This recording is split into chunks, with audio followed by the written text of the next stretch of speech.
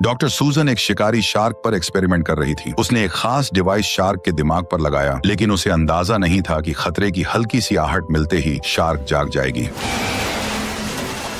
किस्मत से शार्क दोबारा बेहोश हो गई। मौका मिलते ही सूजन ने उसके सिर पर डिवाइस फिट किया और इमेजिंग सिस्टम की मदद से लगभग 10 मीटर लंबी सुई उसके ब्रेन में उतार दी। बेहोश होने के बावजूद शार्क तेज दर्द महसूस कर रही थी, लेकिन आखिरकार सूजन ने उसके दिमाग से 4.5 मोल प्रोटीन निकाल लिया। उस प्रोटीन को अल्जाइमर पेशेंट की डैमेज ब्रेन सेल्स के साथ मिक्स किया गया। अब सभी लोग स्क्रीन पर नजरें टिकाए रिजल्ट का इंतजार कर रहे थे, क्योंकि अगर यह एक्सपेरिमेंट सफल हो जाता तो लाखों मरीजों को नई जिंदगी और टीम को एक मोटा मुनाफा मिल सकता था। जैसे ही प्रोटीन और ब्रेन सेल्स के बीच रिएक्शन हुआ, डैमेज हो चुकी सेल्स दोबारा जिंदा होने लगी। इस रिजल्ट ने यह साबित कर दिया कि उनका एक्सपेरिमेंट सफल रहा। सफलता की खुशी में एक साइंटिस्ट ने तुरंत सिगरेट जला ली, लेकिन जैसे ही वह बेफिक्र होकर शार्क के पास गया, तभी सिगरेट की स्मेल मिलते ही शार्क अचानक जाग गई और एक ही झटके में उस पर हमला कर दिया।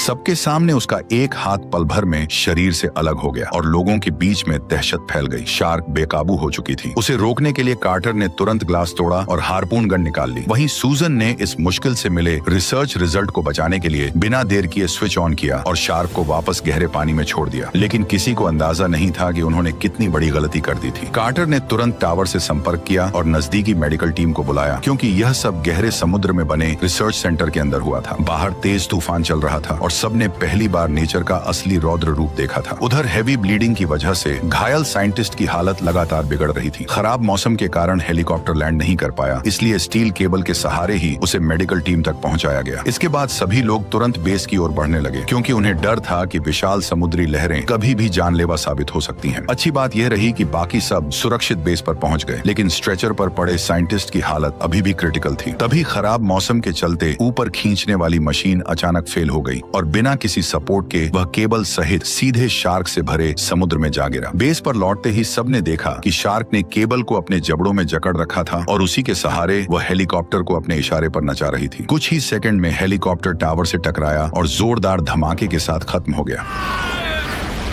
ब्लास्ट इतना पावरफुल था कि बेस के कई हिस्सों में आग फैल गई। साथ ही उनका पूरा सर्वेलेंस और कम्युनिकेशन सिस्टम भी डाउन हो गया। जब सबका ध्यान कंट्रोल पैनल पर था, तभी रसल ने देखा कि पास से कुछ तेजी से उनकी तरफ बढ़ रहा है। अगले ही पल उसे समझ आया कि वही शार्क उनके घायल साथी को मुंह में दबाए सीधे ग्लास वॉल की तरफ आ रही थी। पास पहुंचते ही उसने उस आदमी को पूरी ताकत से कांच पर दे मारा और अगले ही सेकंड ग्लास में दरारें पड़ गईं। मरते हुए साथी और टूटते कांच को देखकर सबके अंदर डर और गहरा हो गया। वे वहां से हटने ही वाले थे कि अचानक एक और हादसा हो गया। समुद्र का पानी कांच तोड़ता हुआ लैब के अंदर घुस आया। ठंडा पानी जैसे जैसे अंदर भरता गया, वैसे वैसे सबकी घबराहट बढ़ती चली गई। जान बचाने के लिए सभी लोग तुरंत सीक्रेट गेट के अंदर घुस गए। पानी का प्रेशर इतना ज्यादा था कि गेट बंद करना लगभग नामुमकिन हो गया, लेकिन पूरी ताकत लगाकर उन्होंने किसी तरह उसे लॉक कर दिया। फिलहाल सब सुरक्षित थे, लेकिन अब असली समस्या ये थी कि इतने बड़े ब्लास्ट और लैब के डूब जाने के बाद वे इस डीप सी रिसर्च बेस से बाहर कैसे निकले। ऊपर जाने वाली इकलौती सीढ़ी भी पानी में गायब हो चुकी थी और किसी को यह भी नहीं पता था कि इस दरवाजे के उस पार कोई विशाल शार्क उनका इंतजार तो नहीं कर रही थी। बेबस होकर सभी मेंटेनेंस टनल की तरफ भागे, जबकि पीछे से बाढ़ का पानी लगातार उनका पीछा कर रहा था। आखिर सही समय पर उन्होंने मेन गेट खोल दिया, जिससे कम से कम एक रास्ता क्लियर हो गया। लेकिन ऊपर वाले फ्लोर पर मौजूद शेफ की किस्मत साथ नहीं दे रही थी। एक खतरनाक छोटी शार्क चुपचाप उसके पीछे आ रही थी। यह देखकर उसका चेहरा डर से सफेद पड़ गया। वह बिना पीछे देखे जान बचाकर भागा और आखिरकार किचन में घुस गया। फिलहाल वह बच गया था, लेकिन उसने जरा भी रिस्क नहीं लिया। उसने पास पड़ा पेन उठा लिया और जब उसने देखा कि शार्क दूसरी दिशा में मुड़ गई है, तभी जाकर उसकी सांस में सांस आई। लेकिन वह ज्यादा देर वहां रुक नहीं सकता था, इसलिए वह शेल्फ पर चढ़ने लगा। उसे अंदाजा नहीं था कि शार्क अब बिल्कुल पास आ चुकी थी। जैसे ही वह ऊपर पहुंचने वाला था, अचानक उसका पालतू तोता सामने आ गया। वह घबरा गया और उसका हाथ फिसल गया, जिससे वह फिर से नीचे गिर पड़ा। फिर भी उसने हार नहीं मानी। वह अपने तोते को साथ लेकर ऊपर चढ़ना चाहता था। उसने हाथ बढ़ाकर तोते को बुलाया ही था कि तभी हालात और बिगड़ गए। शार्क ने शेल्फ पर जोरदार टक्कर मारी और शेफ सीधे पानी में जा गिरा। इस जानलेवा पल में उसे पास ही एक ओवन दिखा। जान बचाने के लिए वह तेजी से उसकी तरफ तैरा और शार्क के पहुंचने से ठीक पहले उसके अंदर घुस गया। लेकिन खतरा अभी खत्म नहीं हुआ था। शार्क की टक्कर से ओवन अचानक ऑन हो गया और अंदर मौजूद आग पकड़ने वाली गैस चारों ओर फैल गई। बचने के लिए उसने कुल्हाड़ी से ऊपर की तरफ वार करना शुरू किया। जैसे ही छेद बना, वह तुरंत ओवन के ऊपर चढ़ गया और सीधे शार्क के पीछे कूद पड़ा। आहट मिलते ही शार्क भी उसके पीछे मुड़ गई। तभी शेफ ने लाइटर निकाला और उसे ओवन की तरफ फेंक दिया। अगले ही पल जोरदार धमाका हुआ और शार्क वहीं खत्म हो गई। दूर हुए धमाके ने एक शार्क को तो खत्म कर दिया, लेकिन सबके दिमाग में एक बड़ा सवाल उठ गया कि एक साधारण समुद्री जीव में इंसानों पर हमला करने की इतनी समझ कैसे आई और उसने अपने शिकार को कांच तोड़ने के हथियार की तरह क्यों इस्तेमाल किया। तभी डॉक्टर सूसन ने सच बताया कि प्रोटीन निकालने के लिए उन्होंने शार्क के दिमाग में एक इलीगल केमिकल डाला था, जिससे उसका ब्रेन असामान्य रूप से बड़ा हो गया और उसकी इंटेलिजेंस कई गुना बढ़ गई। लेकिन साइड इफेक्ट में वे शार्क पहले से ज्यादा स्मार्ट और ताकतवर बन गई। सब बेबस और शौक में थे, फिर भी बाहर निकलने का रास्ता ढूंढना जरूरी था। उन्होंने पनडुब्बी से भागने का प्लान बनाया, लेकिन पता चला कि छोटी शार्क उसे पहले ही तबाह कर चुकी थी। अब सिर्फ दो ऑप्शन बचे थे, या तो तैरकर पहले फ्लोर के प्लेटफॉर्म तक पहुंचे और वहां से लिफ्ट से ऊपर जाने की कोशिश करें, लेकिन रास्ते में जरा सी चूक हुई तो बचना नामुमकिन होगा। दोनों रास्तों में मौत का खतरा साफ दिख रहा था और इसी डर ने टीम के बीच गुस्सा बढ़ा दिया। तभी रसल ने डाइव करके निकलने का सुझाव दिया, लेकिन शायद यह बात शार्क को मंजूर नहीं थी। अचानक वह पानी से बाहर उछली, रसल को एक ही झटके में अपने जबड़ों में दबाया और उसे घसीटते हुए गहराई में ले गई। ये देखकर सब सन्न रह गए। लग रहा था कि शार्क ने उनका डाइव करके निकलने का ऑप्शन पहले ही खत्म कर दिया है। मजबूरी में सबने सामने वाला गेट खोल दिया, जो शायद उन्हें ऊपर ले जा सकता था, लेकिन कुछ ही सेकंड में एयर प्रेशर की वजह से समुद्री पानी लिफ्ट शाफ्ट में भरने लगा। दो मेंबर्स ने जान जोखिम में डालकर दरवाजा किसी तरह बंद किया, पर नई मुसीबत उनका इंतजार कर रही थी। ऊपर लिफ्ट एरिया में हुए ब्लास्ट से आग लगी हुई थी और रखा सामान भी फट रहा था। उधर शार्क लगातार दरवाजे पर टक्कर मार रही थी। स्थिति बिगड़ती देख कार्टर ने फैसला किया कि उसके साथी आगे बढ़ें और वह खुद रिस्क लेकर -1 फ्लोर का हैच खोलेगा, ताकि पानी का लेवल कंट्रोल हो सके। उसका फैसला सही साबित हुआ। उसने हैच खोल दिया और सही वक्त पर शार्क के हमले से भी बच गया। लेकिन तभी हालात फिर पलट गए। एक ढीले स्क्रू की वजह से सीढ़ी का हिस्सा टूटकर नीचे गिर गया। अच्छी बात यह थी कि सीढ़ी दूसरी तरफ अटक गई, लेकिन एक टीम मेंबर संतुलन खो बैठा और सीधे पानी में गिर गया। कार्टर ने तुरंत खुद को संभाला और उसे बचाने की कोशिश की, लेकिन वह 1 सेकंड देर हो गया।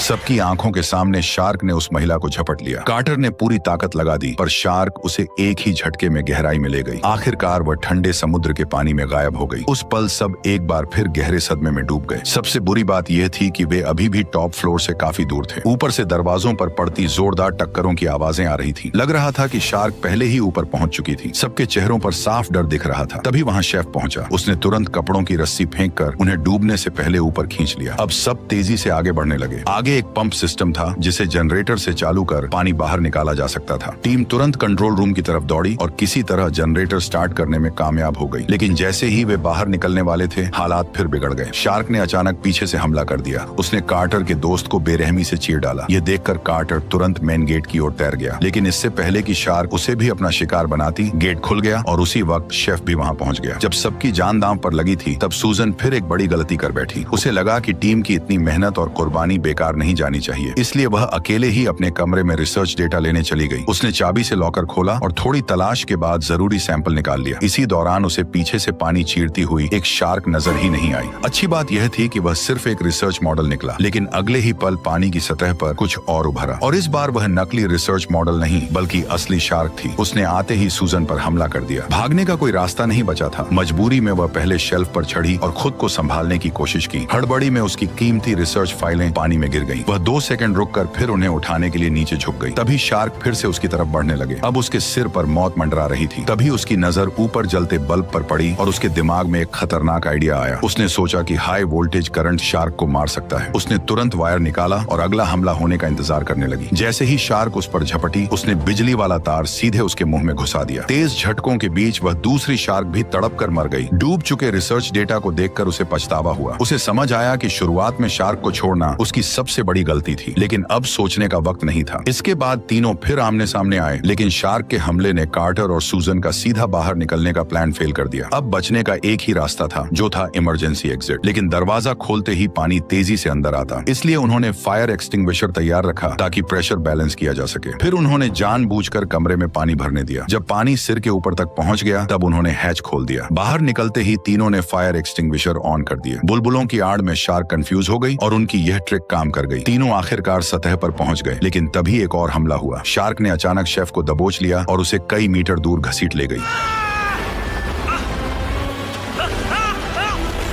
फिर भी शेफ ने हार नहीं मानी। उसने अपने गले में लटका क्रॉस निकाला और पूरी ताकत से शार्क की आंखों पर वार करने लगा। आखिरकार वह एक बार फिर मौत के मुंह से बच निकला। यह देखकर कार्टर और सूजन दोनों हैरान रह गए। कार्टर फिर से पानी में कूद पड़ा और शेफ किसी तरह मलबे के ऊपर चढ़ आया। सूजन ने उसकी चोट पर पट्टी बांधी, जिससे फिलहाल ज्यादा ब्लीडिंग का खतरा टल गया। चारों तरफ फैले मलबे को देखकर उन्हें एक बड़ी सच्चाई समझ आई कि पहले नीचे बनी मजबूत दीवारों से शार्क को अंदर कैद किया जा सकता था, लेकिन अब पूरा स्ट्रक्चर धीरे धीरे डूब रहा था और ऊपर सिर्फ पतली आयरन ग्रिल बची थी। इसका मतलब साफ था कि शार्क सिर्फ इंसानों को मारना नहीं चाहती थी, बल्कि वह इस इंसानी पिंजरे से निकलकर खुले समुद्र में भागना चाहती थी। उसे खत्म करना होगा।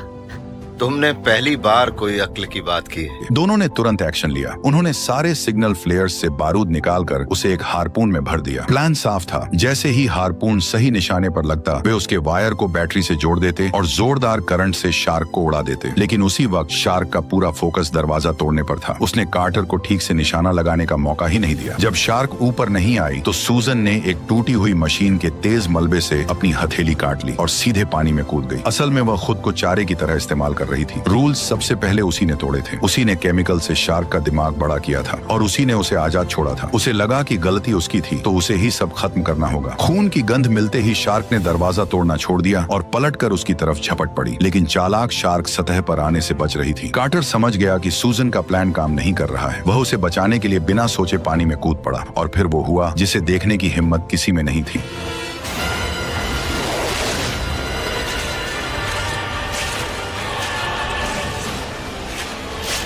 अगले ही पल शार्क ने सूजन के बेरहमी से टुकड़े टुकड़े कर दिए। कार्टर बस ये सब होते देखता रह गया। खून की गंध के बाद अब शार्क ने कार्टर को टारगेट कर लिया और उसकी तरफ बढ़ने लगी। जब उसने हमला किया तो कार्टर घबराया नहीं। अपनी तेज तैराकी से वह अटैक से बच निकला और मौका पाते ही उसने शार्क के फिन को पकड़ लिया और खुद को दूर धकेल दिया। उसी वक्त शेफ ने फिर कमान संभाली। उसने हारपून गन उठाई और पूरी तैयारी के साथ खड़ा हो गया। उसने हारपून को शार्क की फिन पर टारगेट किया और जैसे ही उसे सही मौका मिला, उसने बिना सोच हारपून सही तरीके से शार्क के फिन में दाग दिया। लेकिन उसी पल उससे एक गलती हो गई। हारपून फिन को चीरती हुई कार्टर के पैर के आर पार निकल गई। तार तेजी से खींच रहा था। अगर कार्टर ने समय रहते खुद को शार्क से अलग नहीं किया तो शेफ के बैटरी से वायर जोड़ते ही जोरदार धमाका होगा और वह भी शार्क के साथ खत्म हो जाएगा। लेकिन बचना आसान नहीं लग रहा था। शार्क जाली तोड़कर बेस से बाहर निकलने ही वाली थी कि तभी कार्टर ने सही समय पर जाल पकड़ लिया और खुद को उसके फिन से अलग कर लिया। उसी पल शेफ ने बैटरी से वायर जोड़ दिया और अगले ही सेकंड जोरदार विस्फोट हुआ।